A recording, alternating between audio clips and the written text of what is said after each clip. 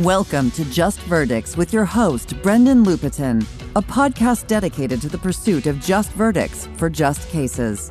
Join us for in-depth interviews and discussions of cutting-edge trial strategies that will give you the keys to conquering the courtroom. Produced and powered by LawPods. Hey everybody, Brendan Lupetin, Just Verdicts, and psyched today to shoot the breeze with Sam Martin and Nathan Werksman. And you guys, I had to think for a second, whose name should I say first? Just because, I think a big debate throughout the course of this discussion today is going to be like, who is the more important lawyer? Who is the better attorney in the course of this great verdict that you guys got? So apologies ahead of time. And if you want to re-record later and I say Nathan's first. No, you got it right. It was important for you to throw a bone to Sam. Just really especially after all the hoops that Sam had to jump through in order to be here with us sounding so good. But it's great to have you guys finally. We finally got this thing scheduled and lined up and can talk about a cool story where two buddies, and from my interviews with you, two sort of friendly wise asses got to try a case together. And I think that's kind of a good starting place, to talk about the origin of you two, Sam Martin, Nathan Werksman, different cities, different states coming together to try a difficult medical negligence case. But where did you guys, tell us the origin story. Where did you guys come from? How did you guys get to know each other and get to this point where you're united to create such an amazing outcome? Nathan, why don't you go ahead? Because to be fair to Nathan, he did really make this happen. So go ahead, Nathan. Thank you, Sam, for recognizing that. You're welcome. Sam and I went to law school together, and he and I actually were not that close in law school. We had a mutual friend who we were each very close with. And I remember when I was in law school, I was very into becoming a personal injury lawyer. And I remember Sam was kind of like personal injury curious. He would ask questions. He was like interesting, but Sam was not ready to get off the prestige wheel. And so he did like his fancy clerkship and jobs and just if you need. Nothing shows that prestige you can never get enough more than Sam going to Yale and then Stanford Law School and then being like, I need more prestige. So he didn't become a personal injury lawyer straight out of law school, but we kept in touch. And then I've been guiding his career since then. First he went to Mass Tort, then he went to Pat Malone's office. The future is very bright for him under my guidance. And we've become closer and closer friends, and we talk a lot about work, life. He, shares very intimate details about himself, and I give him guidance on all manners of topics. And we've just kept up a friendship, professional and in real life. Sam, I hope you'll share intimately with us throughout the course of this interview today. Yeah, I regret letting Nathan answer that question now, to be honest. But, the true origin story was Nathan had a trial about a month away and was like, I am in deep trouble and I need to bring in a ringer. And he called me and begged me to try the case with him. So that's actually what happened. But no, seriously, everything Nathan said is true. He actually has been hugely instrumental in my career. In kind of helping me find my path in the law. Nobody in my family's a lawyer, and I had an idea of why I wanted to go to law school, but it is really hard to not do the thing that everybody tells you to do, not go work at a big firm and not try to get clerkships. And I definitely got caught up in that. And then, Nathan's kind of helped, I think, me stay true to myself. I went to law school because I wanted to help people, and this is a great way to do it. And so I feel like I've found my way, and a lot of that, I hate to admit it, is because of Nathan. So, wow, leave it to the Just Verdicts podcast to bring this earnest moment he could about. Never have said that without an audience. Yeah, I love without me watching you too. Right. No, but I think it's really interesting that obviously you guys were stellar academics to get into Stanford Law School, certainly something that was never in the range of possibilities for yours truly. So, and I would guess that there's not necessarily a lot of personal injury attorneys that derive out of it because, it kind of puts you on that path into those opportunities into, big law where you can make a crap ton of money right out of school, that a lot of people, a lot of, aspiring attorneys would kill to do. So I'm interested, one, in Nathan, why, when you're, and I do not mean to, obviously I love what we do. I think it's the best type of law that there is. So I'm not trying to speak down on our profession anyway, but I know the perceptions all around. So Nathan, from your perspective, when you're in Stanford, what was it that was so, like, you were thinking about, being a personal injury trial lawyer then, and then Sam, what was it about what Nathan's talking about and your sort of interest that then kind of pulls you into it over time? Sam brings up an interesting point that he did not come from a family of lawyers, and there's just more like learning in the course of going to law school and practice for him. I am a fourth generation lawyer. I have grew up around the law, and what I saw growing up is that the big law thing was just never something that I was interested in. My dad is a criminal defense attorney. My grandpa was a criminal defense attorney. They had their own separate practices, one in Chicago, one in LA, and they loved the law. And I grew up around a lot of people in big law who didn't like their jobs and worked like absolute dogs. And the other thing too that I knew before going into law school is that all the big shots at the big law firms that my dad knew, he met when they were assistant U.S. attorneys together. They were all federal prosecutors together, where they got all their trial experience, and then they went to big law firms and they became like rainmakers there. But it was clear to me that the associate path in big law is a trap. Like, there's a big starting salary, but you don't gain a lot of actual experience. Then you're going to be passed up by someone who's a federal prosecutor for 5 years, tried 20 cases, and now is coming in with a big book of business and the chops to try stuff. So I knew early on that that's not the path that I wanted. And there's a professor at Stanford who's awesome called Nora Engstrom, who does a lot of research on the plaintiff's bar. And I took her class fresh 1L year, and it was like, this is awesome. And then I met Shane Inspector, who's another Pennsylvania lawyer who became a close friend and mentor, who really guided me and is like, you should do this. And he's a very like prestigious guy. And for him to be telling me to do that, that was easy cover. And so it was not really a close call for me. I did a summer internship at a big law firm, which was fine, but it was clear that that wasn't what I was going to do. And so I did personal injury straight out. Okay. So that's fascinating. Now, Sam, you're not as, certain.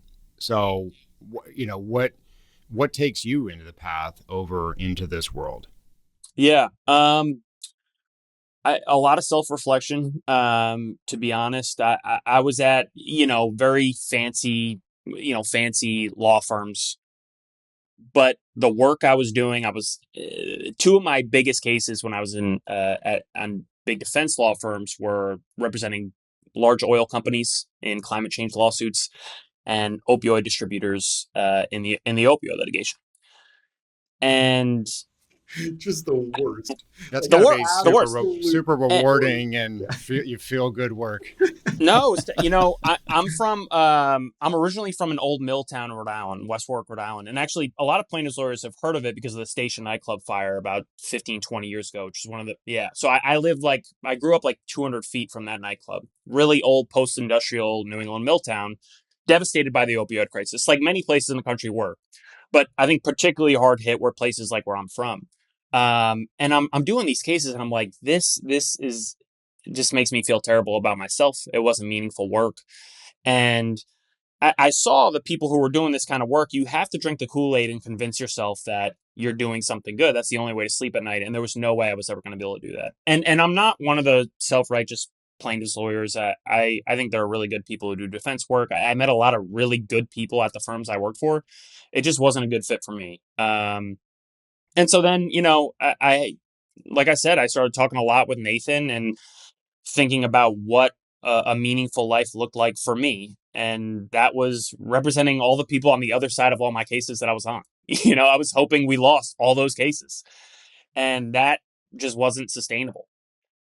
The other thing that Nathan said that I think is right, though, is I think a lot of people, myself included, go into these big defense firms because they're risk averse, right? They see a guaranteed, really good paycheck. And that's fair to want that after you've invested a lot of time and money in going to law school. But the more I thought about it, it's actually pretty risky because you're developing no skills. You're developing some skills, but to take a deposition at these firms, you got to take the deposition training program, and you can't take that program until you're a 5th-year associate. And so you're just not developing skills. So you're not inherently valuable to anyone else except that firm.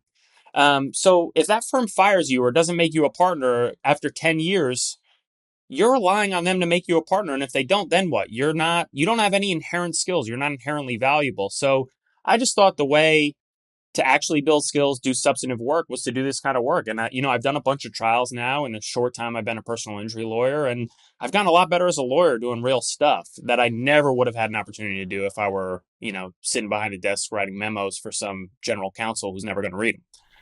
Well, and I mean, you guys, obviously didn't end up at any slouch plaintiff's firm. I mean, Nathan, you were at Panish O'Shea, and then Sam, you're at, Pat Malone, the architect of Rules of the Road. I mean, you guys obviously went pretty amazing directions on the plaintiff side of things. So could you talk, so as a little bit of background, I started out and I had a small personal injury firm locally offer me a job, and then they pulled it right after I took the bar exam. So now I had no job.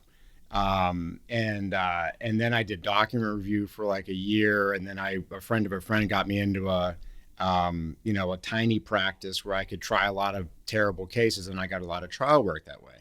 Very, very different start than, where you guys have come up from. And so I say that out of interest.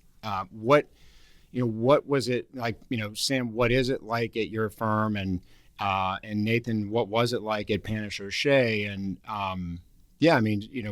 what are those firms like? I mean, that might be sort of too big of a question, but I'm just curious about that. Yeah, I mean, for at Pat's, it's a perfect fit for me. Nathan actually, again, to throw him another bone here, was very instrumental. When I was looking for a place to do this work, he was like, Pat Malone's in DC. You should reach out to him. So I actually read, all Pat's books, and then just shot him a cold email and asked him to get coffee. And we really hit it off. And about a year later, he started looking for someone because he had an opening, and we reconnected, and it worked out. Pat is wonderful. He's at the point of his career that's actually perfect for me because he gives me great cases to work on. I kind of work them up and do, anything I want and really get to take ownership of all these cases. But if I ever need advice, which I often do, I share a wall with Pat. So I just walk in there and say, how would you go about crossing this person? Or what do you think I should try to get out of this deposition? And we'll role play. He'll say, all right, I'll be the witness, and just fire questions at me. And he'll read my openings. He's incredibly, incredibly valuable. He's obviously everybody knows this, but he's a brilliant lawyer and really understands what will resonate with the average juror in a way that I just don't yet. And I hope I do someday. Maybe I never will. But yeah, he's an invaluable resource. And the combination of me being able to really do everything I want to do while also getting that support from him it's a great place. Sam, I'm imagining you go over like, hey, Pat, I have a question about opening statements. Like, read this book I wrote called Rules of the Road. I have this one right here, which I've been reading, How to Win a Medical Malpractice Trial by Pat Malone. I have a question about cross-exam. Read this, The Fearless Cross-Examiner that I wrote. I have that one here too. Yeah, I mean, I've read all the books. They're great. And then being able to actually, talk through things with him, and he'll leave an article or a book on my desk and, he'll say, read this good stuff, and it's awesome. I'm jealous great. of it. I'm jealous. And Nathan, how about you? Did you go straight to Panish O'Shea, or were you somewhere else and then were there? No, yeah, I went straight there, and just it's now Panishay Ravaputi. Ravaputi. And how could I leave Raul out because he's got the amazing podcast Elevate and everything. So I apologize. Yeah, just shortening it. When I was there, it was Panishay and Boyle. Boyle, right? Yeah. So actually, I think the firm is unbelievable and they get unbelievable results. I ended up working with a guy, Rob Glassman, who's one of my great friends and an amazing mentor. And we kind of pioneered something at the firm, which is that we would work on like really amazing cases, and Rob led that and got unbelievable results. And then we would be regularly trying dog shit cases. And that's the thing too, like you look at like these big firms and you're like, oh my God, they're amazing. Every big, great, prestigious firm has its fair share of dog shit cases. Yes. And the advice that I got from Shannon when I was going in is to basically go, there's like a kind of a managing partner type, a guy, Dan Dunbar at Panache Ravaputi. He was like the wise hand, and he oversaw a lot of who got what cases. And I was just like, give me all the dog shit cases. And I would consistently bug him to give me dog shit cases. And Rob and I tried a bunch of those. And so I was only there for 2.5 years, but in that 2.5 years, I tried like 6 or 7 cases and they sucked. These were not good cases. Some were admitted liability, like rear ender stuff, damages only, but they had major issues. And I was trying them because no one else wanted to try them. You know, but that's such an important point, dude. Like literally that was, you know, this first firm I started at, I mean, I would say most of their cases were the dog shit cases, but there was a gazillion of them and I would just pick them and I would go try them. And I try to get that across to younger people these days now that apparently I'm old. And I'm like, that's like the most valuable thing you can get is like, go try cases, literally, you know, win or lose. And it's hard to get that across to people. I don't know why people are afraid of losing or how to be perceived, or it's like a permanent stain on them. I mean, I lost like trial after trial. I mean, I lost like every one of my first like 12 to 15 trials in just beat down fashion. But no, and that's how you get better. That's how you learn. I lost 5 in a row, which sucks. You know, is I get why people tap out. And if you're doing shit cases and just losing, I understand why some firms would be like, all right, you do the 4th one, you know, you lost 3 in a row on shit cases. Like maybe like just, you know, take nothing. Maybe it's you. No, but that's like, I mean, that's what's going through your head when you're losing. You're like, oh, and I remember my poor wife who's just a total saint. And I'd be like, so like, oh my God, can I do this? Can I ever win? You know, and she's like, just keep at it, you know, which is the advice. But it's hard to continuously try cases and lose, but there's no substitute. Like, you can't read enough books to figure out what to do when, you know, X, Y, and Z happens in court and the jury's watching, and like, you gotta, right. And like how to, you know, get the sense of capitalizing on sort of like maybe an overstatement by the defense or something that left out, or, you know, when righteous indignation works and controlling yourself. You can't read any books on that. You have to go try the cases and get the vibe of that whole thing. The actually harder part, and I'm trying to transition there in my life as a lawyer, is, and I've tried about 15 cases. I feel like I won't be really comfortable until I try like another 100. I mean, I've got a lot to go, but for sure. Another key piece of advice from Shane Inspector is stop trying your shit cases. Start trying your really good cases. That's how you really ring the bell. That's how you start getting unbelievable results. That's how you start building your book of business. It's not trying your shit cases and settling your good ones. I think that's harder than trying shit cases, is taking a good case with a big offer and being like, no, I'm going to try it. Well, that's okay. So that's a whole, I feel like multi-series podcast discussion to have there, because there's so much more to that. I mean, and I tell, you know, my associates and other people, like, there's a lot of luck involved in getting to go try a good case. Okay. You know, you got your client there that might want to take the money. You have, you know, a variety of different things that can cause you not to get to try that great case. My thinking, though, with just getting experience trying cases, whatever they are, though, is that when you finally get that opportunity to try a good one, you know, like the first time I had one where there was a chance I could turn something good into it, like I literally felt like all that other stuff, that was in preparation to get me here to be able to try this case, not horribly. You know what I mean? Right. But anyway, let's, you know, I could just keep talking about all this stuff, but I want to talk about I should have asked you again, is it wheel or while? While. All right. So let's talk about the while case that Sam had to come in and save you from, Nathan. So he was 0-5 before this one, remember? 5. I'm thinking about the verdict when Paul Newman's like really down and out. He's going to funeral homes, passing out his card, and and then he has the big turnaround. But no, so tell us, so Nathan, you work this case up. You have it. So talk to us, like, how does it come to you? How do you get it? And sort of like, what's the history up to the point when, then you and, Sam joined forces? Yeah. So just kind of brief background. So I practice now. I practiced first at Panachet and Boyle, now Ravaputi in LA. And in early 2021, I moved to New York.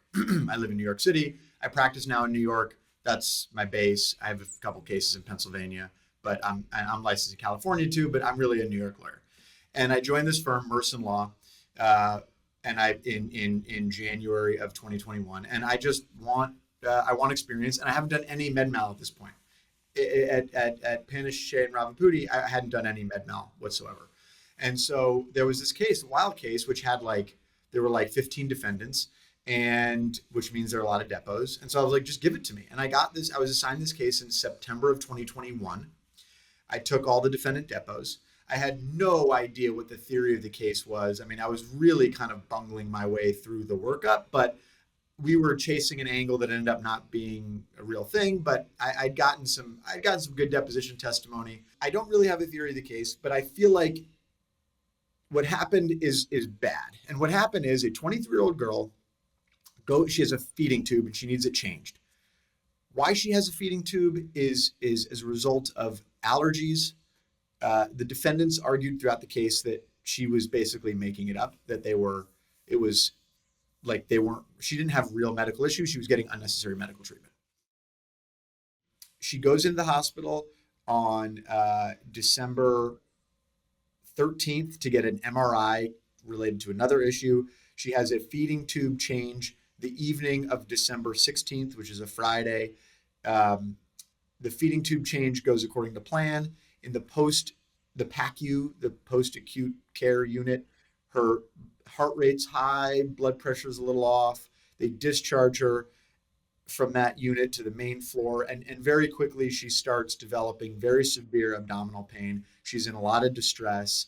There's a video of her, about a 1.5-minute video, and things get worse and worse. They intubate her around midnight that night. Ultimately, at around 6 a.m., they do an exploratory laparotomy. They find an enormous amount of free air in her. They release the free air, but it's kind of too late. She's developed sepsis and DIC, which is disseminated intravascular coagulation, and dies at around 8 a.m. Or no, I'm sorry. Something happened at 6 a.m. 8 a.m., they do the operation, and she basically flatlines on the table. She never makes it out. She's pronounced dead at 1 p.m. the next day. So there's something clearly went very wrong. The medical examiner's report said the cause of death was an accident.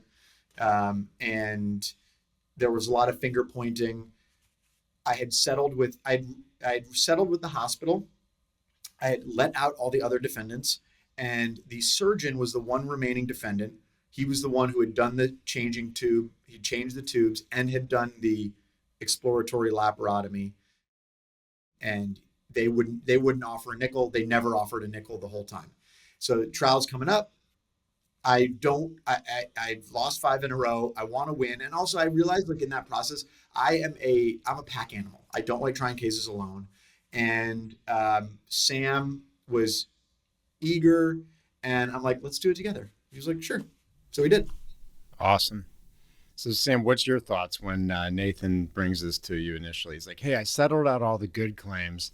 We're going to go try the case against the remaining defendant. I want you to come try it with me. So what was your thought on the case when you get brought in? Well, my first thought, honestly, was Nathan is one of my few best friends in the world, and this is going to destroy our friendship. Oh, yeah. He was so worried about that. He was like, we're not going to be. I was actually worried. No, I was. Because, trying a case, as, both of you know more than I do, it's stressful. And, everybody wants to win. Everybody thinks they often know the best way to do that. And when there are disagreements, those can be really hard. And Nathan and I's friendship before that was very easy. There were never any reasons to argue about anything, really. So I was worried. Fortunately, our friendship survived. I think we worked really well together. But that was my first thought. I was concerned for our friendship. That's a fair concern because I'm a lot. A lot. A lot. And you're a lot in not stressful, Correct. important, Correct. situations. Correct. So Nathan is a lot. And, but I will say this, and I've told him this before. I was very surprised. He's an incredibly good teammate, in the trenches, which you would never think talking to him. But he really, even, when you disagree with him, he hears you out. He's up with you if you have a cross the next day that you need to prepare for. He's up late with you. He's a really good partner, and he's, I think, incredibly talented as a trial lawyer too. So it was a lot of fun. But my first thought was I was worried for our friendship. I think that's a great thought because trial can be really stressful and can cause you to get annoyed, with the other person, and or be annoying. And I think that speaks to your friendship because I think probably a lot of people wouldn't really give that consideration. How far before the trial, Sam, did you jump in? I want to say it was like a few months, Nathan. Yeah. 2 to 3 months. Yeah. And you guys are in, obviously Nathan's in NYC, Sam, you're in DC. How are you working the case up? You're involved. And obviously, Nathan's been kind of along for the whole ride. You're coming in, you get the file, you just start to immerse yourself. What are you guys doing so far as, witness preparation and, delegation of who's going to do what? How did that all shake out leading up to the actual trial? Yeah, so there were 4 witnesses total. So we split the witnesses. I opened, Nathan closed, and Nathan picked the jury. The interesting thing about New York, and Nathan, you can speak much more to this than I can, is we didn't even. You can completely change your theory of the case kind of on the fly in New York. There's no real discovery. There's no real disclosure of what your experts are going to say. It's kind of trial by surprise is just kind of how every trial seems to me, having done one in New York. And so we were really able to dig into the medical literature and really figure out what was going on like 2 months before trial, and figure out what the surgeon should have done, could have done, didn't do. But yeah, I mean, Nathan, maybe you can talk more about that. No, that's exactly right. I mean, New York, and it's one of the things that I love about it is there's no expert discovery, because I think expert discovery can be just an enormous waste of time and resources and is a huge boon for doctors, which they're doing fine. But one of the reasons why I wanted Sam to join me is because Sam is a very smart, very analytical, very detail oriented, and I knew that he was going to dive into this case. And like, in fairness, he was like, he had another trial that was scheduled that was likely to settle, and he wouldn't like talk to me substantively about this until that case resolved. And when it resolved, he was like, all right, I'm ready to dive in. And Sam totally changed the course of this case because he identified the theory. He identified like the key medical records and then developed a theory that we stuck with. We had to adjust on the fly, but Sam found the facts and developed the theory that carried the day on this trial, no question. And that's one of Sam's strengths that is a weakness of mine. Like, I'm not like I'm going to dig into the facts kind of person. That's not who I am. That's who Sam is. And so that's what made him a great partner, because he like dove in and was like, have you seen this record? And I was like, no. And he was like, this is like unbelievable. And it was. He found like key records, and so he really created the theory of liability that we rode with. What was the theory, Sam, that you guys wound up focusing in on a trial? Yeah, so I mean, Nathan's talking about a couple things. So the key kind of document that, and we both found important stuff. Nathan's giving a lot of credit, but deserves a lot of credit himself. But there was a document at like 6:50 a.m. the morning that Jacqueline passed away that said, so far there is no plan. And that's about the worst thing anyone could ever want to see in a medical record, right? So that was kind of our key horrible fact for them that we kind of centered our case around. They just didn't have a plan to treat this young woman who was dying from abdominal compartment syndrome. And then in the literature that I found, the thing is, so the worst thing about this case, in my opinion, is actually objectively, they kind of treated this pretty fast, right? She starts showing symptoms the night of the 15th.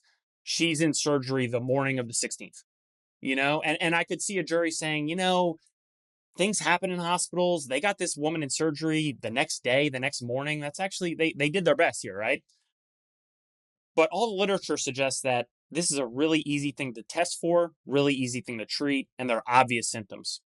So easy to test, easy to treat. You do And this this Yeah, go being ahead. abdominal compartment syndrome. That's what she had, and the medical record said that's what she died of. Right. So just for which is a time-sensitive emergency. Oh yeah, totally. And we had to kind of get that across to the jury. And you do this really simple test at the bedside. It's a bladder pressure test. The bladder pressure is a great proxy for abdominal pressure. You do that test at the bedside, 2 minutes, pressure comes back high. You let the air out, basically like sticking a pin in a basketball. The air comes out, really easy to treat. So that's what we needed to get across to the jury. And for hours and hours and hours, they couldn't figure it out. They didn't have a plan. The next morning at 6:50 a.m., they still had no plan. That's right in the medical records. And that's kind of how we built our case. The theory, our slogan became easy to test, easy to treat.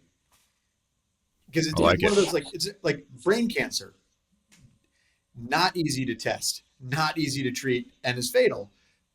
Abdominal compartment, that was the counter to, abdominal compartment syndrome, it's so dangerous, it'll kill you really quickly. It's like, yeah, true, it will.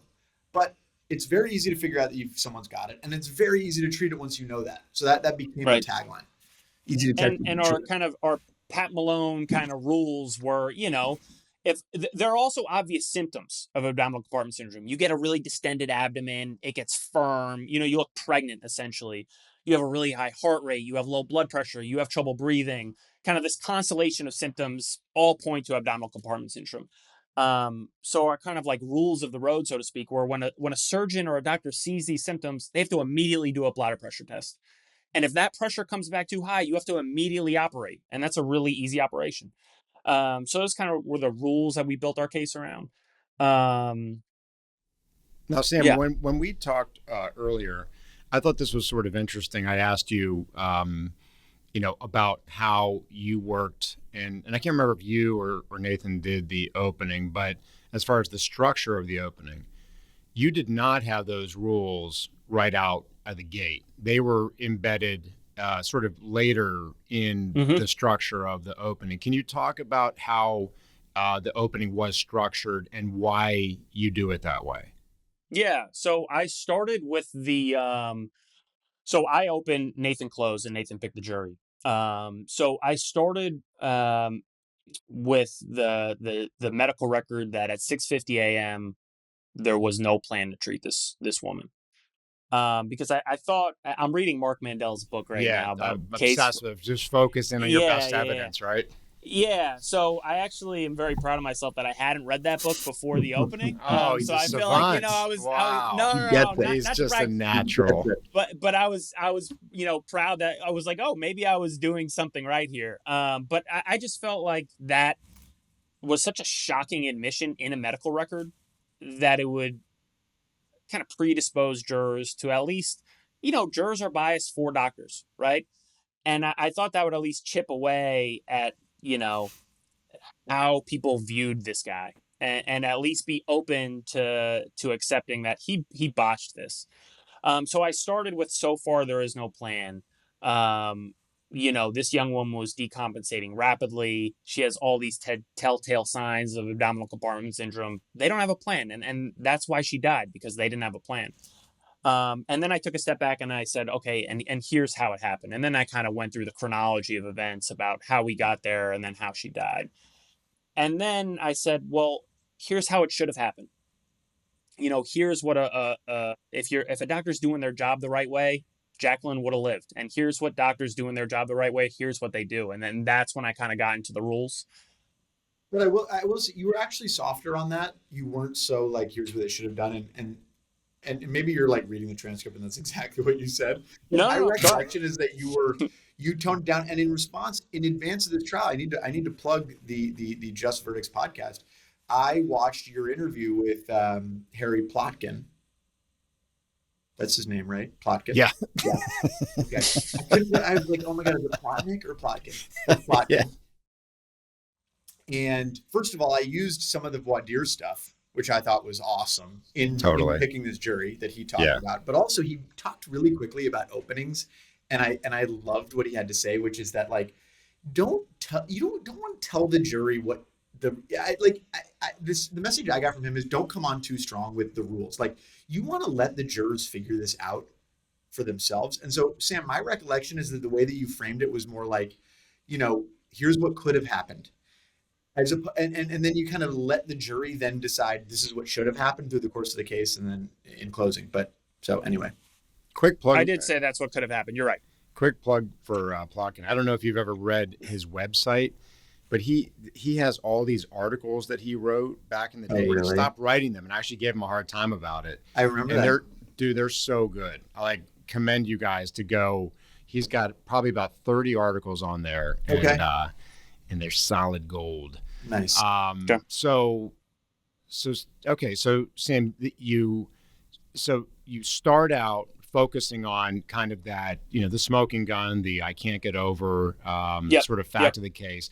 Then you get into the story of it, and then you juxtapose what happened versus what could have happened, basically the right way. Yep. And overall, guys, do you feel that, because I've been seeing this in differing takes on different trial lawyers' approach, do you feel that you focused more of the case on the bad actions and liability versus the damages, or was it balanced, or did you focus a lot on damages? How did that shake out?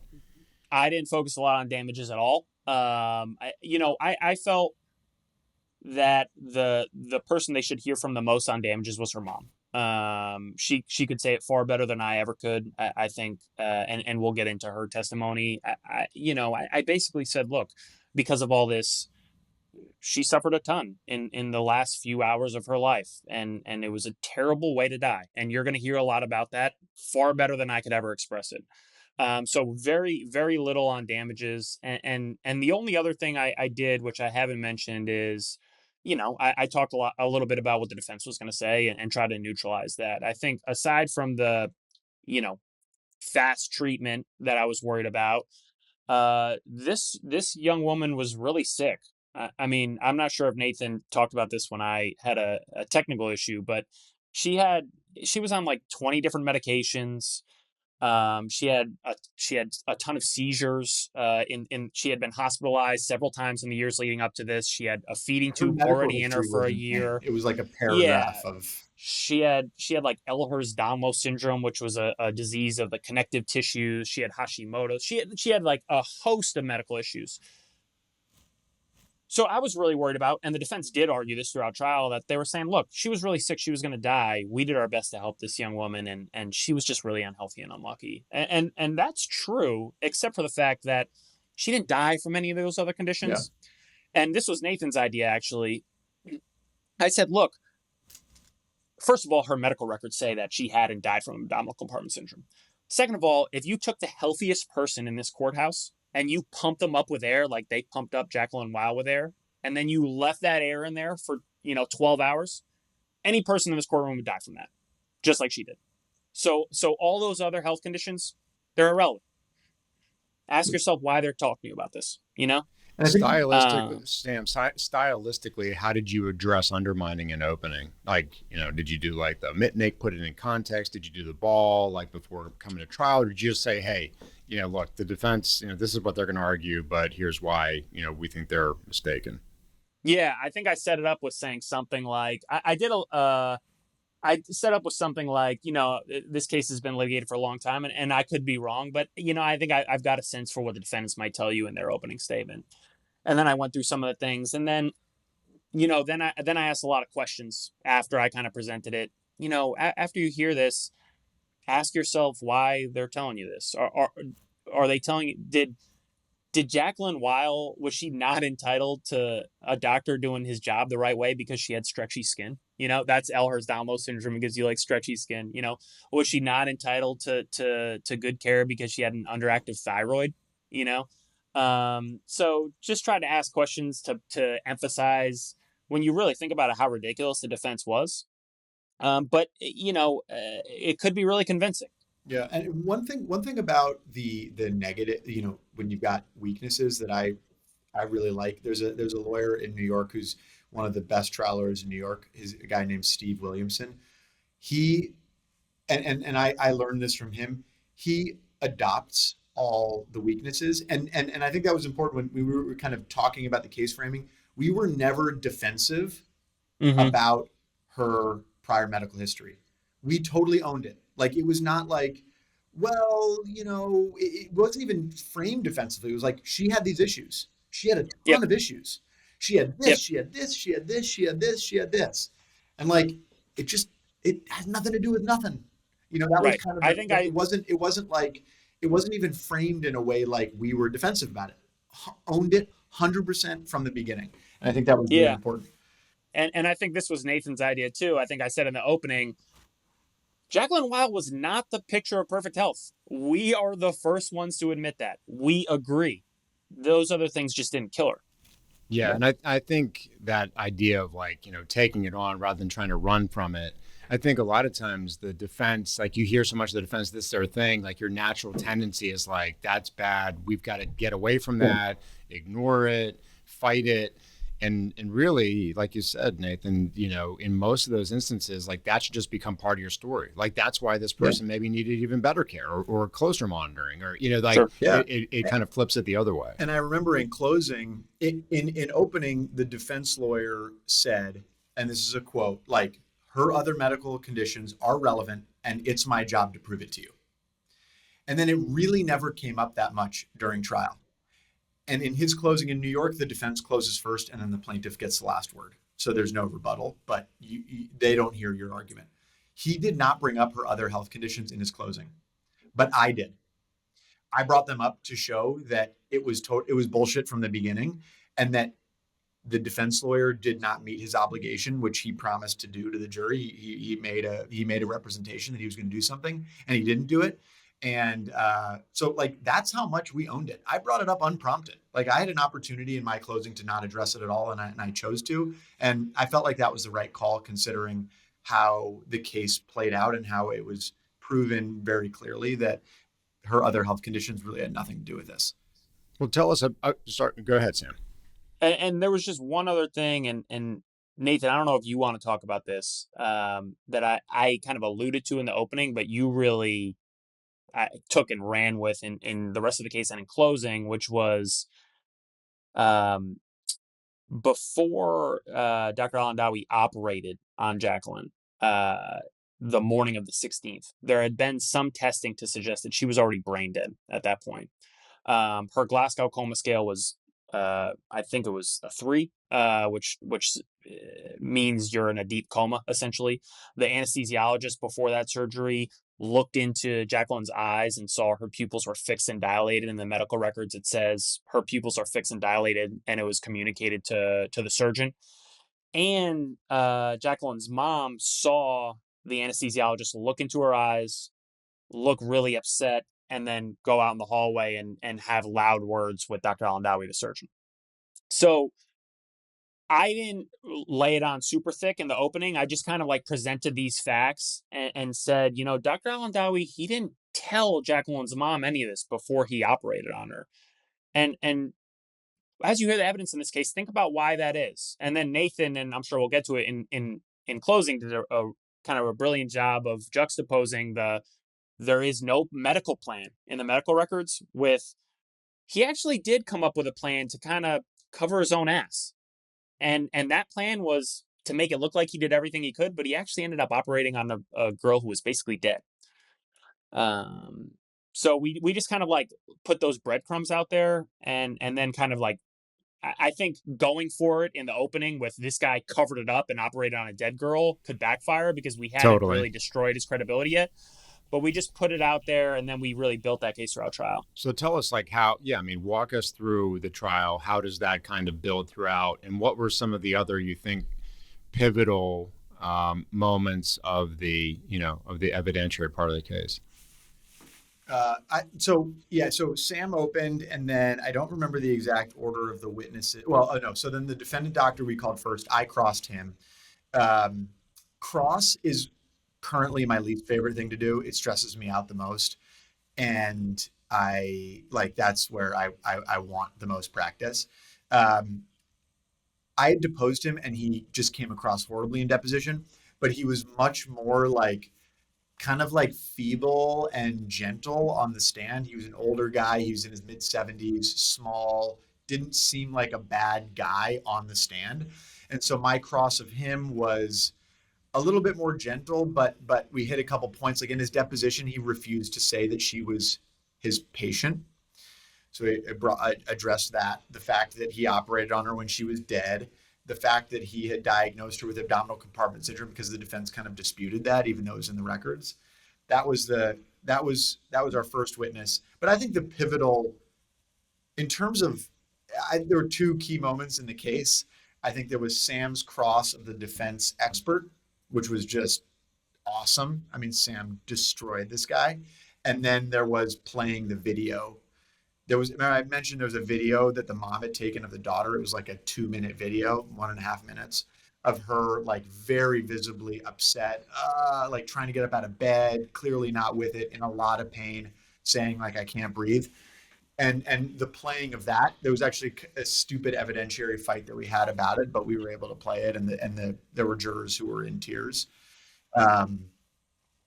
So that's kind of how it played out. And then our expert, I thought, did a really good job. He was hamstrung by certain rulings based on our pretrial disclosures, but those are really the 4 witnesses, and we can kind of break it down. I'll follow your lead on how if you want to break that down. Let me just jump in for a minute, because Nathan was being a little modest, I think. His cross of the doctor, I think, was incredibly effective. He got him to admit, and this was not an easy admission to get, because they had been fighting this for the whole case. He got him to admit that she had abdominal compartment syndrome. He got him to admit that that's an emergency, that you have to treat it quickly, that the faster you treat it, that the person has a more likely chance of surviving. He got him to admit that she had all these signs of being brain dead before he operated, that he knew about all of them. He admitted that he didn't talk to Jacqueline's mom about any of those things before he operated. So he's being modest. It was a really great cross. He got everything we needed out of this guy. And quite frankly, I think I would have been much more combative and upset with this doctor on the stand, because really, I think this was bad care, and I would have probably been upset about it. But he was an older guy, like Nathan said.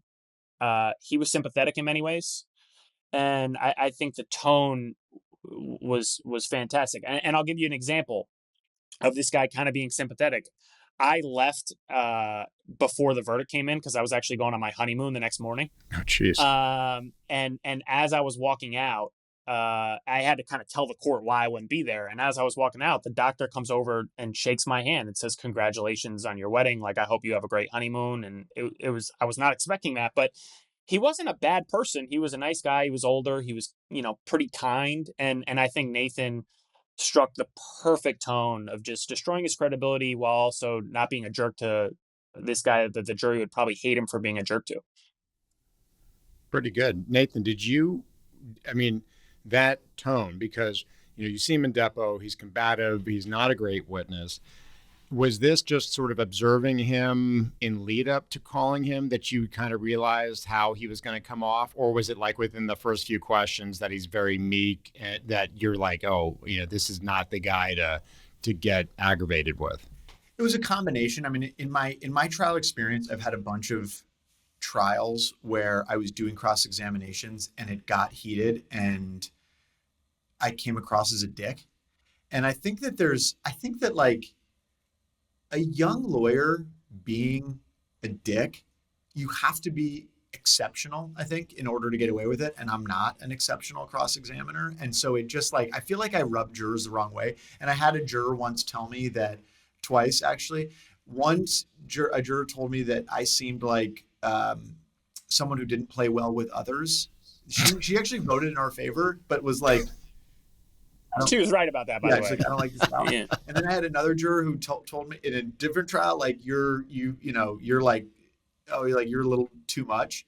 And so I was also right. Also right. I mean, totally accurate. And the way that I was behaving in these trials, it was driven by fear and like anxiety. I wasn't like calm in myself. So I was determined to be a little bit more like in control, like deep breath, like, and I was going, the approach that I would take, I was like, I'm not going to be a dick until you're a dick. If you're a dick, I will then be a dick. But Yeah. If you don't get to that level, I'm just going to be nice the whole time unless you give me a reason to kind of fight back. And he never really did. I pushed him a little bit, and every time I pushed him, he'd kind of give it to me, or he wouldn't, which helped our point. Like he wouldn't really agree that she was his patient. So he kind of made his point.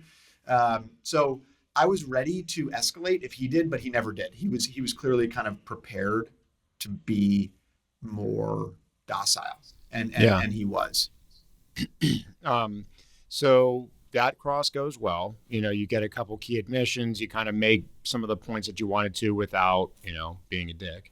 So how did things then? So is it your expert next? And when in the course of your case, is it with mom that you play the video of the Correct. daughter? Okay. Yeah.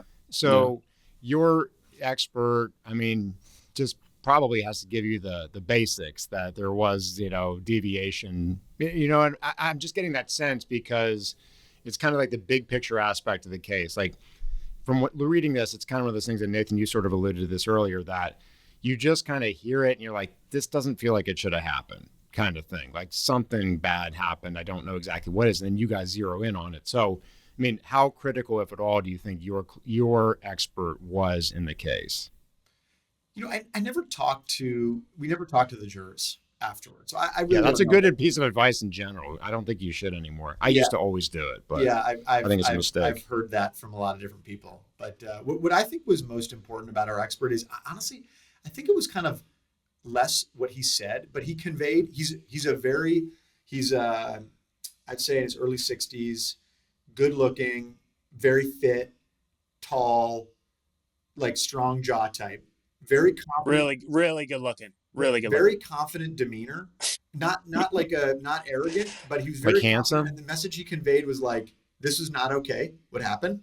Yeah. And he was just like, it was such a contrast to the defendant, because like, what kind of surgeon do you want? You've got an acute medical issue.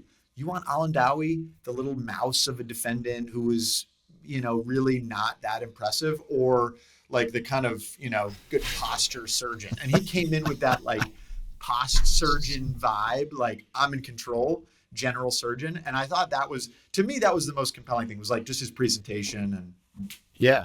Okay. That's a new factor I'm going to add into my expert selection, is the beauty pageant part of it. It's just like, but like, do you come across, like, do you instill confidence? And especially in this kind of thing where it's like, this woman's dying. She needs a surgeon who's going to come in and save the day. Who's that surgeon? Is that going to be Alan? Do you want Alan Dowie or do you want Dr. Cohn? Yeah. So he comes in, he makes the right impression. You guys are rolling. Is that basically the first two, juxtapose him with the defendant? Is mom next, or was there somebody else? Mom next. Next. And you said, Nathan, that when you guys played the video that jurors were visibly upset by it. An alternate juror was crying, which I'm like, oh, big deal. Yeah, right. Yeah. Hope somebody gets sick now. It's an upsetting video. Yeah.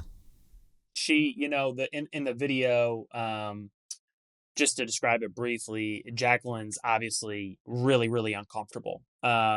She's squirming, trying to get out of the bed, and she's saying, I can't breathe. I can't breathe. I can't breathe. And it's really upsetting to watch. And her mom is trying to calm her down. And, one thing we were actually really worried about is, why did mom take this video? I was literally going to ask you that. Was that a concern that it could backfire like it? Yeah. And what's she doing? So we asked her about it, and the answer to both of us seemed really convincing. Is her dad is a doctor. So she told us, she told us, I'm sending these videos to my dad to try to figure out, is everything okay? What's going wrong? She wasn't.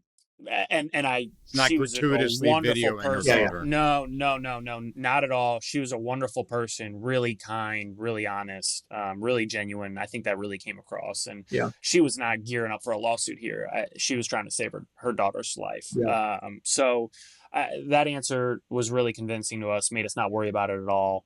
And I thought It was what hard to most watch. compelling about her is like her last question. That's also like Sam ended the examination on the exact right question, and Sam was directing her, and she gives this answer, and I'm like, man, I hope Sam sits down, and he sits right down. But Nice. it was like, I like when witnesses, especially damages witnesses, demonstrate like real humanity. And one of the things that she had described that really upset her about this video is that is the last recording of like any interaction she ever had with her daughter. And she wasn't that nice in the video. She was like, Jacqueline, sit down. You know, she was being like protective in a firm way, but not like sweet and loving. And she described to the jurors that was like her regret, is that like she wishes if she knew that these were some of her last moments, she would have been so much kinder and gentler to her. Mm-hmm. And I just thought that was such a human, beautiful like thing to convey. And then, you know, Sam sat right down, and the defense, the cross was very, very limited of her. Basically, just it had to be. They're just trying to establish how short her conscious pain and suffering was, because that was the only element of damages in the trial. Yeah. Because in New York, wrongful death damages are severely limited. We're trying to change the law. Governor Hochul has vetoed it 3 years in a row. And so this woman, she wasn't married, had no job, no one was financially dependent on her. So it was really just her conscious pain and suffering. And so they just tried to limit it with that, but it was maybe the cross was 5 minutes of the mom, and then they, really kind of sat down. Do you think that's, what the defense is doing there, but do you think that that's at all like perceived by the jury as a concession, when they're sort of like they're questioning the damages, because it's almost indicating like, we're probably going to get hit and we're trying to damage control this at all? Or do you think not necessarily? I really don't know. And I think like this was intentional in this case. I'm not really convinced that jurors understand this concept of conscious pain and suffering. Yeah. And I never discussed that as a thing. I never was like, here's how long it was. And our whole message damages wise was what she went through was horrible. And we were fortunate enough to have the video to support that. And we were also very conscious. We did not want to overplay the video. I know there's some people who are like, play the video a million times.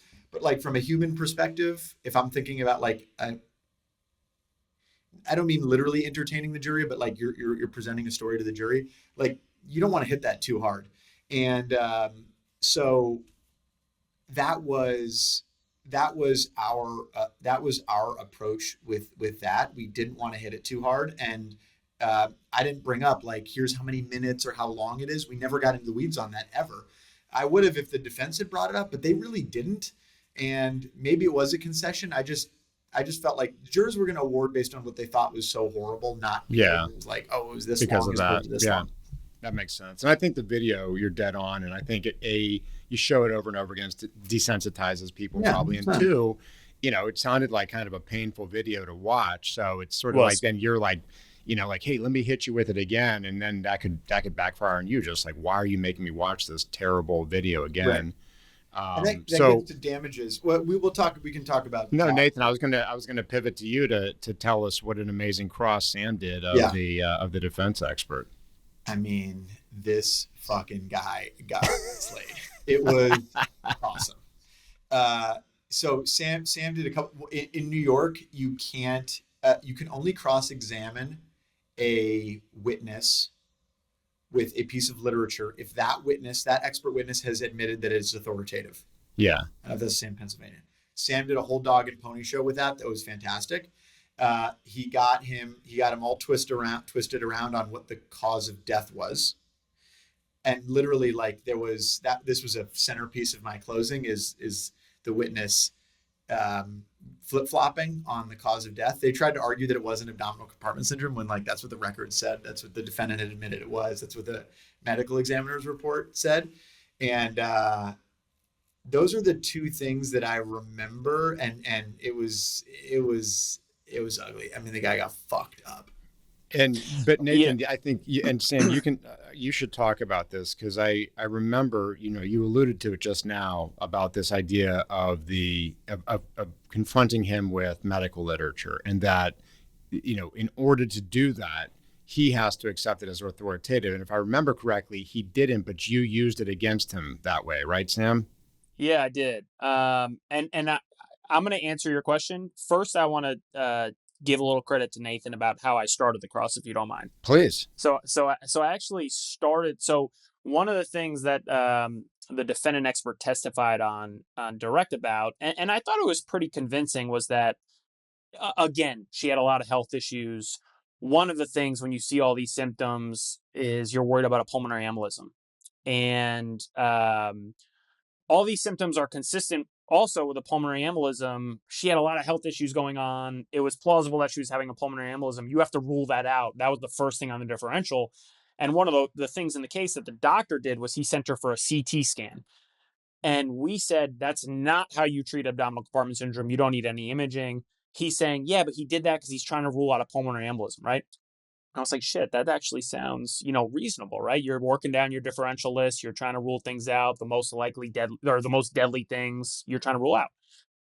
So Nathan had lived with this case for a long time, knew the records really well. He's like, that's bullshit. The pulmonologist, I deposed the pulmonologist. He said this is not a pulmonary embolism immediately. And so he's flipping through the deposition. He's flipping through the medical records as this guy's on direct. He's like circling stuff for me, feeding it to me. He's like, you gotta confront him with this. So he had ended his direct talking about pulmonary embolism. So I started the cross starting right with that. And, confronted him with the deposition testimony of the pulmonologist saying, doctor, you're aware that the treating pulmonologist, and he was not a pulmonologist. He obviously didn't see this young woman. The pulmonologist who saw this young woman ruled it out immediately. Do you know more than he does? Are you able to diagnose this better than he is? And he was like, well, that guy doesn't necessarily know any better than I do. And so his credibility was immediately, I think, destroyed. And that was because of Nathan. So that's how it started. And so on the literature point, New York is really unique. So most places, as both of you know, you get one expert to admit that an article is reliable authority. You can then use that article with anybody else throughout the course of trial. New York is not like that. You can only use it with a defense witness if they admit on cross that it's reliable authority. And I actually think that it's, quite frankly, a more effective way to use literature anywhere else, having done it this way in New York. Because I got this guy to first admit, he's in the American College of Surgeons. I built that up. It was really prestigious. He had also published in another journal that I used. And so I said, Doctor, surely you're in the American College of Surgeons. You'd agree with me that the Journal of the American College of Surgery, that's a reliable authority, right? No. Okay. I'm a little surprised by that, doctor. But then, I just remembered, you've done this a few times, right? You've been an expert in a lot of cases, right? Yes. In fact, you've worked with Mr. Rubin before, right? He didn't even know. He was like, I don't know. It's like, you don't recognize him? Go ahead, look over at him. Trust me, you've worked with him before. So the reason you're not admitting this is a reliable authority is because if you do, I get to read parts of this article to the jury, and then I get to ask you questions about it, right? What was his response to that, out of curiosity? Like, was he just there was a really big fight about this, because this was Nathan's idea too. He's like, dude, what you got to do is pick up these journal articles, walk around the wall of the courtroom, looking at the jury, waving the articles, saying, I get to read this to the jury if you admit this is reliable, right? And you don't want me to do that, do you? And the judge pulls us out of the courtroom, everybody out of the courtroom. And the defense lawyer is making a huge stink, and the judge is like, you can't wave around things in front of the jury that aren't evidence. I don't know that that's true, because the jury couldn't read it anyway. It was just performative. But so the judge didn't want us to do that. I said, okay, I'll just ask the question. So the judge eventually let me just ask the question. I put the articles down. And he said, yeah. He said, I know you get to read it to the jury if I admit that it's reliable authority. and so, I mean, quite frankly, I've used literature in other trials where it becomes, just tit for tat about what's in there, what's not, why this article is different than this case. The defense highlights one paragraph that says something that's good for them, and it just kind of neutralizes it. And I think the jury gets kind of lost in the weeds of the medicine, right?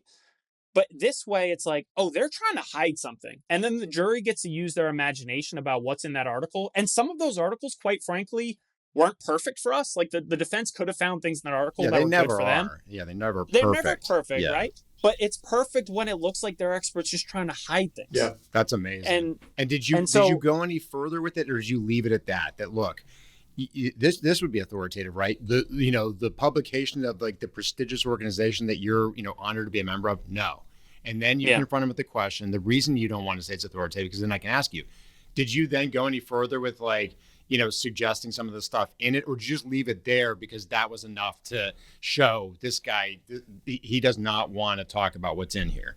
I just left it there, but I went through like three different publications, articles. Awesome. One was like the World Society of Abdominal Compartment Syndrome. I was like, you're aware in 2013. You started out, you sequenced it right. So the first one was like a prestigious organization he was a member of. The second one was a journal he had published in.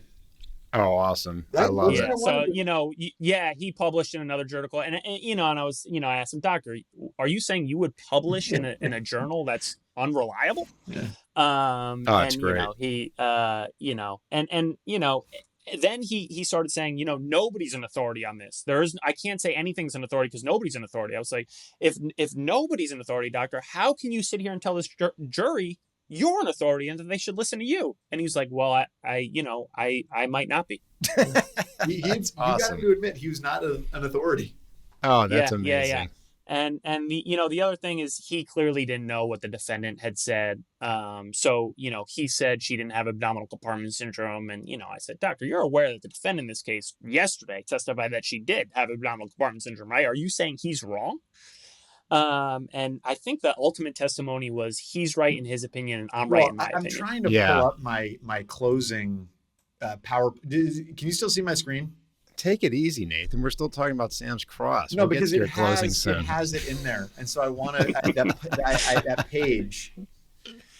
No, but while Nathan digs that up, I really think I agree with you, Sam. Hearing that, I think that is such a good way to think about authoritative texts, and you can do that in any case. Like you can literally with any expert, because they don't know what the hell you're going to pull out in that thing anyway.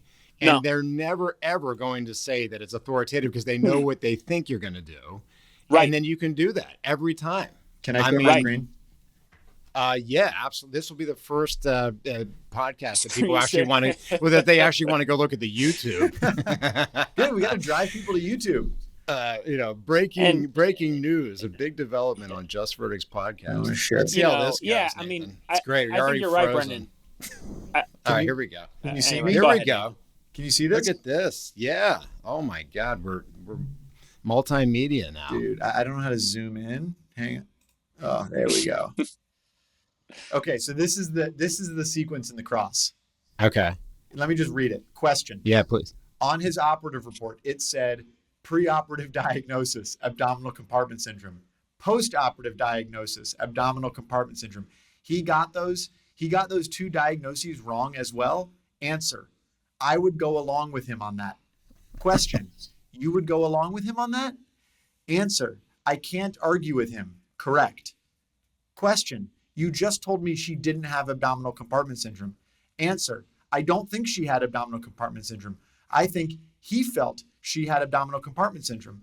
Question. So is he right or wrong? Answer. He's right in his opinion, and I am right in my opinion. Oh boy. Jeez Louise. And so to be fair, I think that might have had more to do with him than me. I'm not a master cross examiner, but I don't think that moment was. I mean, it was a good moment. Incredible. Yeah, that had to be. I mean, it does really sound like a super fun, and just when you feel like you probably officially have the jury on your side now, that these are the shenanigans that they're bringing up. Yeah. Was that their only witness in the case? Was just that guy? Correct. That's awesome. And they didn't try to recall the defendant or anything like that? They did his, cross right after. Okay, in your case in chief. Yeah. Okay. So now, Nathan, we can get to your closing arguments. Thank you. Thank you. It's about time. But no, so you clearly have to, the way that things have gone, the good start and opening, Nathan, you do a great job with the defendant. Mom does a good job. Video's compelling. You guys crush the defense, with the expert. So what are the main things you're trying to accomplish in closing? I really feel like I took this from Harry Plotkin again, even though he was talking about in voir dire, which I thought was really effective. You don't need to overdo it on the damages. His thing is you want to find good liability jurors, which made so much sense to me. I applied that to the closing as well. The 97% of the closing was about liability. It was, here's what happened to her. Here's how she could have been saved. And I think a big thing was addressing the pulmonary embolism argument. And the way that we did that, actually, I have a colleague at my firm, Sarah Cantos, who watched openings. And she had a great point, which is that their whole argument is she had a pulmonary embolism. Does anyone think, if they actually thought that, is taking 12 hours to figure that out, is that good care? Like, even if you follow along with their story, is that good care? No, absolutely not. And so the way that the closing, the way that now that I've got my closing PowerPoint here, which is long as hell, but the way that I do it is basically, through the verdict sheet, at question number 1, and I spent like the, 85% of the time on question 1 about liability, going through the records, creating a timeline, talking about abdominal compartment syndrome, hammering home this is easy to test, easy to treat, and going through the testimony. I can share, like, if you want, I can share my screen to kind of show you, but yeah, go ahead. It's really very transcript and record heavy. Like, I'm going through the whole case. This is you decide, kind of empowering the jury, talking about what verdict means, reminding them they only need 5 out of 6 in New York, talking about the standard, more likely than not. So these are really kind of just placeholders for me to, freewheel. And Sure. then I keep these blank screens so that I can not have anything up on the screen and keep talking without them looking. Yep. Then I go into abdominal compartment syndrome, talk about what that is, educate them, the easy to test part, testimony from our expert, highlighted on the screen, reading it to them, really like a lot, moving through it at a quick pace, but giving them, and I make a big point of like, and this is, I learned from Rob Glassman at Panachet and Ravipudi, who I tried these cases with, is like, we are showing you the evidence. This is not like, you don't take our word for it. Like, I'm putting the words up on the screen. This is hard work. This is staying up until 3 a.m. last night, making sure that you can see the evidence. You don't have to take my word for it. Yeah. So I go through this, I talk about the timeline, going through the records, really kind of highlighting the whole, telling the story of it. Yeah. And one thing that was important, this kind of gets to damages.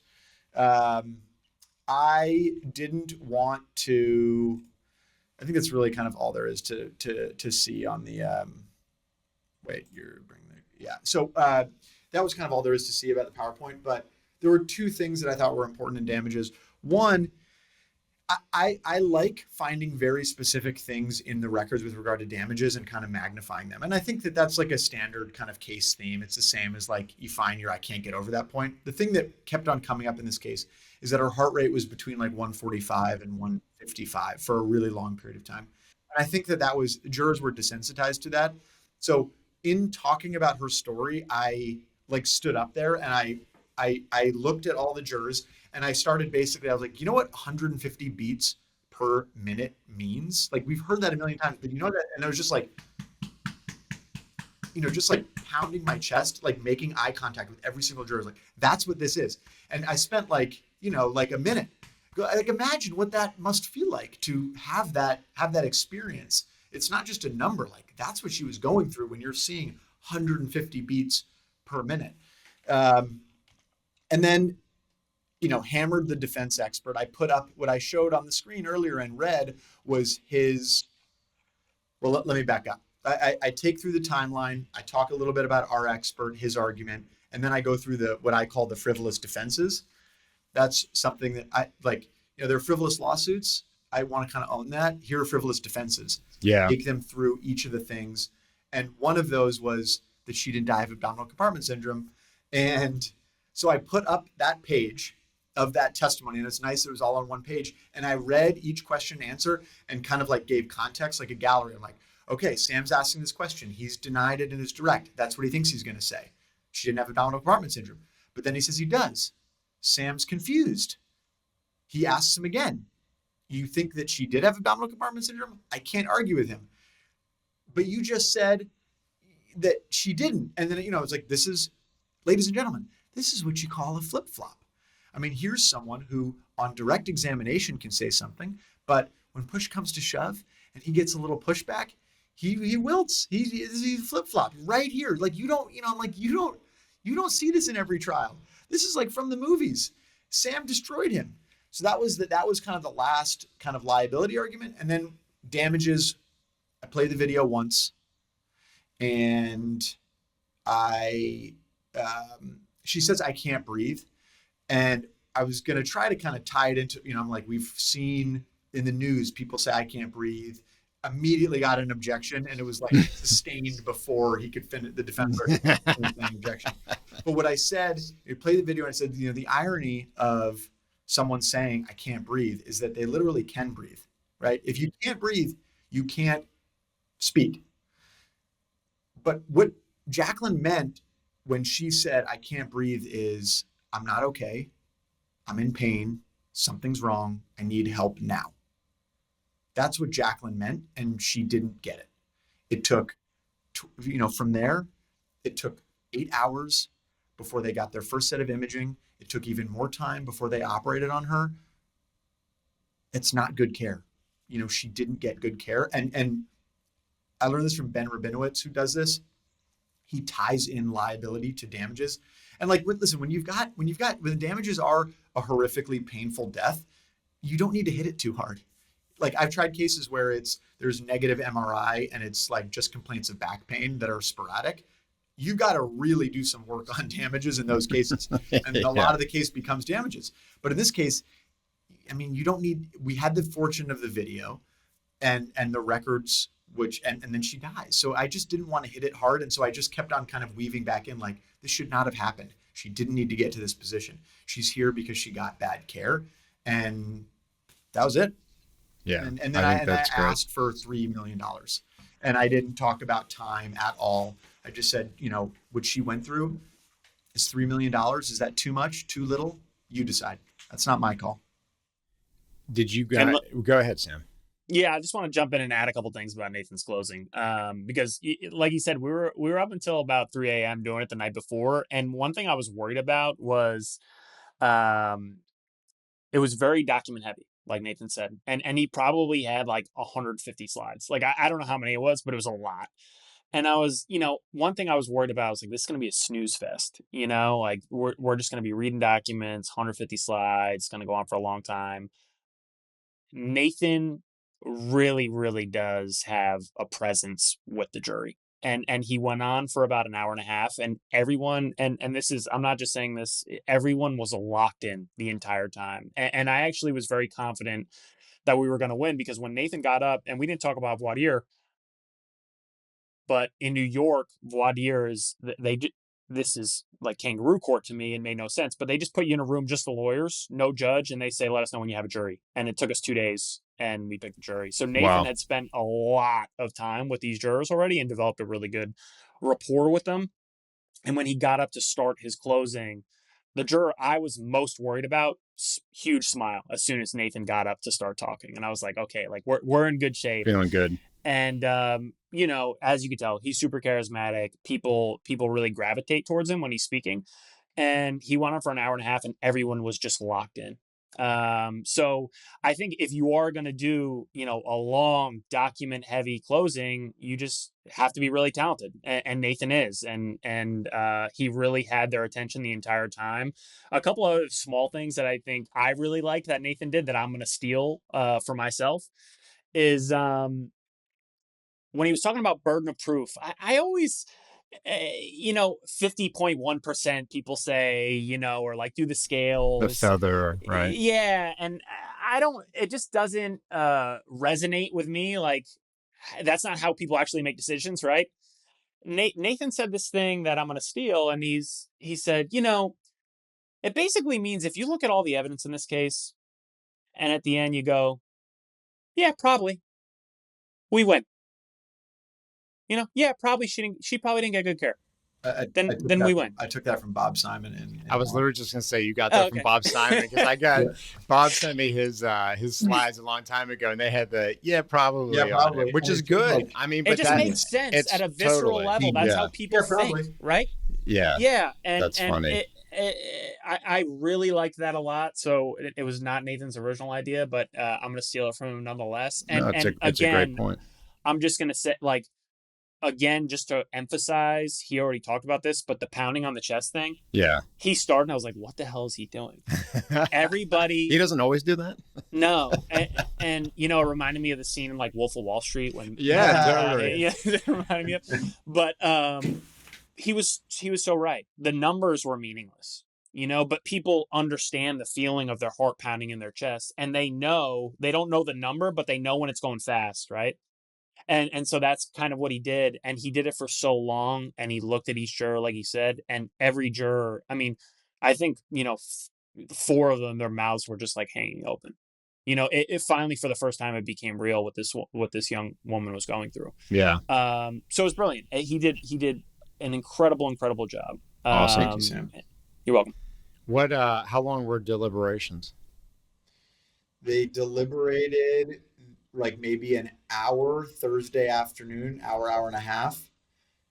I don't think we got any questions. And then they deliberated maybe an hour and a half Friday morning. And then we got the verdict by, 10:30, 11. Friday verdict. Anything better than that? Right before Memorial Day. Oh, man. Come on. So perfect. Sam, what do you get to call Sam as he's heading out for honeymoon? Thursday night. And so Sam got the call, but he was right there. By the way, what a baller move, Sam. Like, okay, see you guys. I'm jet setting out. Yeah. My work here is done. My wife said, if you're not back, I'm finding someone else to go on this honeymoon. So I had to make that train. So. the other thing that was kind of contentious between us before this trial was where we were going to stay. And I think this is actually really, really important what ended up happening. Sam, I live on the Upper West Side of Manhattan. If you know the geography of where Nassau County is, that's not in Nassau County. It's on the other side of New York City from Nassau County.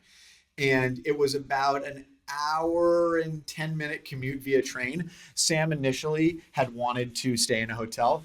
I have done my fair share of staying in hotels during trials, and I fucking hate it.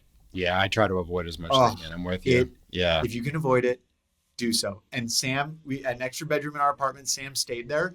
And it was so fun, and I thought incredibly helpful to have that kind of contact because we were getting along. If we weren't, it would be a different story. But it was that kind of like time together, always with the case. It's not like you go to your own hotel room and then you're up. Like, we were doing everything together, and for me, that was really helpful. And especially like, there was it wasn't a ton of records, but there was catching up for Sam to do who didn't know any of the history of the case, and there was a lot for me to do to get ready, and us being together, I thought was really helpful. You guys can riff on the train and everything. Oh, yeah. Right. We actually we sat next to someone who who was a critical care doctor who was just like wearing like scrubs, and we asked him about liability. He didn't think liability was strong. You're like, oh, damn. But that's not quite. One thing he did say that made us feel really good, I think, about our theory of the case was I asked him if you have a patient who you think has abdominal compartment syndrome, what's the first thing you would do? Yeah, he said I'd take a bladder pressure test. We couldn't bring up bladder. There were rulings that limited our ability to bring that up. So we had to kind of tiptoe around it, but it ended up working out. But we got it in, but not as much as we'd like. Right. Taking the train together was great. Like commuting together, it was a great excellent experience. Very cool. So what was the verdict, gents? The verdict was $2.3 million. Which is an insane verdict because, I mean, yes, a young woman, but pretty limited period of time. I mean, like the defense was trying to focus on. And that was all that was all for her, basically pain and suffering for that period of time, right? That's it, yeah. For a few hours. And I don't mean to downplay it at all. I know it was a horrible death and everything. But from a jury perspective, that all, basically just acknowledging that limited period of time, 2.2 million. That's pretty amazing, guys. Very cool. Yeah. Now, I feel really good about it. Could you ever have imagined in law school that you guys would get to do something like this together. Pretty awesome. Honestly, no. It's so fun. It was great. Yeah. It was a lot of fun. It was really awesome. And just to, like we graduated law school in 2018. We're not like fresh out, but we haven't been out that long. And to kind of have this experience this early on was just awesome. Yeah. And that's just another pitch for younger lawyers to dive into this kind of work, because that's the only way you get these kind of experiences, right? Like if we were at big defense law firms, we're not trying cases together 5 years out of law school or whatever we are, 6 years out. Right. And join forces, like you've got a case coming up, get your old friend together, someone else and respect that's, kind of a contemporary, and go do it together, shared experience and win together, fail together. Great experience. And it's, and with someone that you trust to be a true partner in the trial. Like that's really someone who you can, like, all right, he's doing this, I don't have to stress about it. Very cool. When he gives advice, you're like, all right, that's a good point. There's not the like, is this, it's just a different, it's really critical, I think, for me, having someone like that to try a case with. Yeah. I think the thing is Nathan and I both really trust each other's judgment. And I think even when we disagreed about things, or even when the other person didn't take the other person's advice, I think we always value what the other person says. We generally trust each other. And so I think that made it a really wonderful experience and a great team effort. And our friendship stayed intact through it all. I'm actually heading up to New York. As soon as we hang up, I'm heading up to New York because it's Nathan's birthday tomorrow. Hey, happy birthday, man. It's on Sunday, and you're not coming up to New York because of my birthday. Yes, well, partly. His fancy judge has a clerkship reunion, but I'm glad is a clerk reunion, but I'm glad that, thank you for framing it that way, Sam. And I'm glad we're going to get to hang on my birthday. Well, guys, great story. Good stuff. You said it all. And I appreciate you telling it to me and to the listeners. So really appreciate your time. Very cool story, inspiring, and a ton of good nuggets and takeaways that I'm going to use and steal from you guys.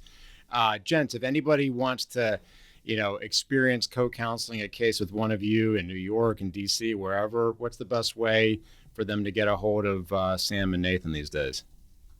That'd be great. You can send me an email. My email is N as in Nathan Werksman, WERKSMAN @mersonlaw.com, or you can call me or shoot me a text 424-634-1974. And I'm Sam Martin at Patrick Malone Associates. The best way is probably call or text 401-473-5043. I wish I could tell you guys that you'll get inundated with referrals now, but I'm not sure anybody ever listens to the end of these podcasts. Everybody's listening. But I do, and this was freaking awesome. That's why I got critical advice from this podcast, and I'm so glad that you've been doing that. I appreciate it. It's good to know I have at least one listener out there, Nathan, so thank you. That made my day when you said that. But guys, thank you so much. I wish you guys all the best. I'm sure hopefully we can do this again when you have more of your big monster verdicts in the future, but really got a ton out of this, and thank you so much both for your time. Thanks so much. Thank you. This was a blast. Awesome. Cool. Me too. If you enjoy the show, please subscribe to the Just Verdicts podcast on your favorite platform and consider leaving a review. And if you're interested in co-counseling, local counseling, or referring a catastrophic injury case, we'd love to work with you. Call us at 412-281-4100 or visit our attorney referral page at pamedmal.com/refer. Thanks for listening.